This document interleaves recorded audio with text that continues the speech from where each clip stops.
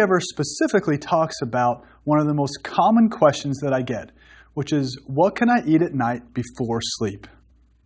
Usually, question is crammed between a few other questions like, won't eating at night make me fat? Or, can I really eat before bed? For a long time, it was believed that eating late at night before going to sleep was bad for your health and would automatically make you gain fat. Eat past 8 equals gain weight, right? Well, not quite. You see, there are several things we need to consider when the topic of nighttime eating is brought up. And a few questions come to mind for me. I wanted to know where these recommendations were coming from. Where is the scientific evidence? And how is nighttime eating defined?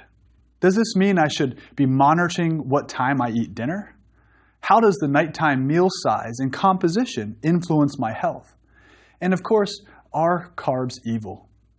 Lucky for me, I had a way to find these answers. And just like that, nighttime feeding has been a major research focus in my lab at Florida State University. The original premise for starting this line of research stemmed from my glory days as a collegiate ice hockey player. I remember reading about the need to stop eating late at night to avoid gaining fat or feeling lousy. Then various TV shows and media experts began to speak up about it too. I mean, everybody just knew that if you were to have great body composition, you should avoid eating late at night, after dinner, at all costs. The trouble was that I always ate before going to bed. I thought it would be good to help my body recover from practice and workouts so that I could become a better player. And just about everybody I knew who had low body fat and good muscle mass would not only eat at all times of the day, but would purposefully eat before bed and drink a protein shake or have some kind of protein before going to sleep. So how could this huge gap exist between the people I knew who ate before bed and still felt great and had excellent body composition and performed well, and the opposite message that many in the media were telling us? Well, the short answer is that many things influence this public health message, and I'll go over them in this lecture. And after this lecture, you'll have a better understanding of nighttime eating and why many people thought it was off limits. You will also learn about eating protein at night, particularly before bed, can potentially impact body composition and overall health. I'm sure you've come across something or someone telling you that nighttime eating is bad and that you should have a set stop time each night for eating. To understand why most people think that eating at night is bad, we need to dive into some research and physiology. An easy place to start would be with your circadian clock, or the circadian timing system. You see, we all have an internal clock that regulates our physiology with our daily behaviors and surrounding environment. So for many of us, our typical circadian clock keeps us awake and active during the daytime hours and less active during the evening and night hours. Our circadian clock adjusts our physiology to coincide with these typical periods of activity and rest throughout the day. Because many of us are less active in the evening and late night hours, our clock is programmed to slow our internal system down at those times too. But does a less active system at night translate to fat gain if you eat at night? As any good scientist might say, the answer is, it depends. Recall that the food consumed essentially has two fates. It is either stored for later use or burned for energy. Since our biological clock slows things down at night, it seems obvious that food we eat at night will more likely be stored rather than burned during this time. So this may be strike one against eating at night. Now remember, we learned that when you eat carbohydrates, for example, the carbs are broken down into smaller components like glucose that enter your blood. In response to the glucose, insulin is secreted from your pancreas to get your glucose into the cells. This effectively lowers your blood glucose back to normal. Here's a potential strike two against eating at night. Research shows that for the same amount of glucose, greater amounts of insulin are required to remove it from the blood during the night as compared to the day. More insulin produced equals more storage at night. If nighttime eating is not done often, there is likely no problem. But if it's repeated over time, chronically high insulin can lead to a desensitization of the insulin receptors and possibly lead to future problems with your glucose control. Research has also shown that the energy costs of digesting and processing your food, that is the thermic effect of food, goes down at night. That means that if you eat the same exact meal for breakfast as you do for dinner, you'll have a lower energy expenditure in the evening. We also know that we do not feel as full when we eat foods towards the later part of the day.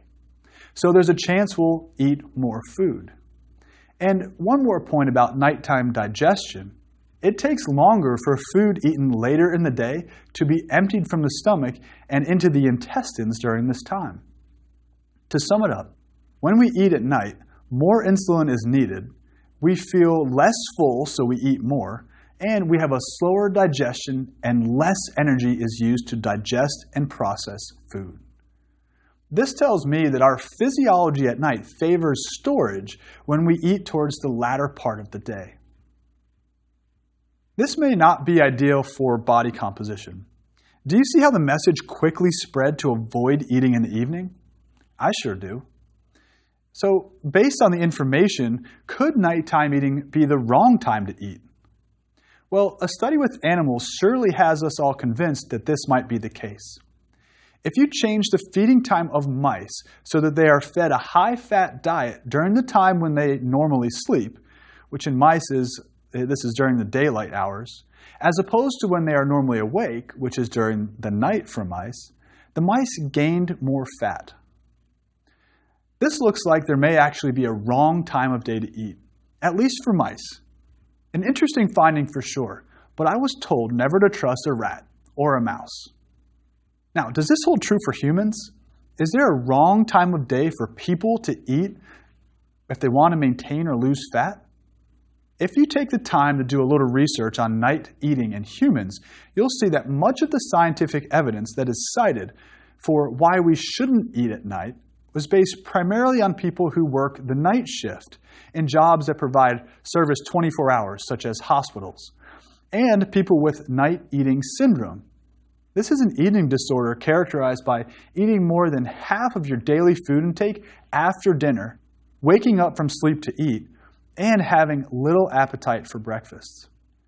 Here, the story was pretty clear too. Night shift workers and people with night eating syndrome who ate late at night ended up getting people bigger, fatter, and less healthy. At this point, you might think that the story of don't eat at night seems to be logical, but there are some other things to consider. For example, in addition to late night eating, these individuals also have disturbed or restricted sleep.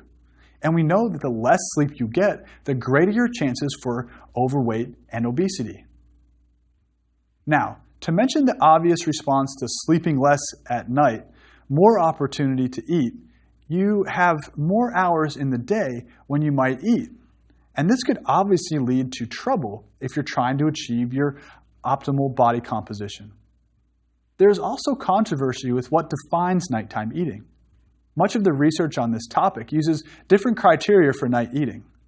Some will say that it's the total calories consumed within a specific time frame. For example, calories consumed between 5 p.m. and midnight. Others will say it is waking up throughout the night to eat. And the typical dinner meal may or may not be included in what is defined as nighttime eating. What is not controversial is the takeaway message, that if you consume the majority of your food in the evening and night hours, as opposed to during the daytime hours, and in excess of your energy needs, then yes, you will likely have some unfavorable changes in your body composition. But let's be realistic here. Many of us eat our food at various intervals throughout the day, and not primarily at one point in the day or another. Also, most people actually sleep during the night and work during the day. So the way that my research group defines nighttime eating, or pre-sleep eating, is simply taking in an additional snack after dinner and before going to bed. It may be just a matter of knowing what our best food choices are if we want to eat at night. We know that large portions are not ideal, but what about low-calorie, nutrient-dense options? What about protein?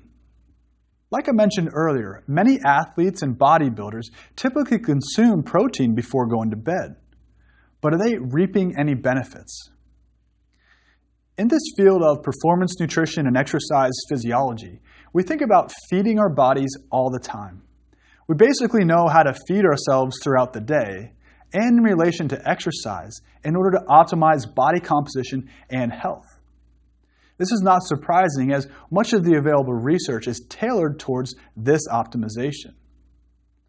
For very active people, the rationale for consuming protein before bed is the belief that it would keep you anabolic overnight or promote muscle growth and repair. Remember that anabolic means promoting a metabolic environment to stimulate, in this case, muscle building.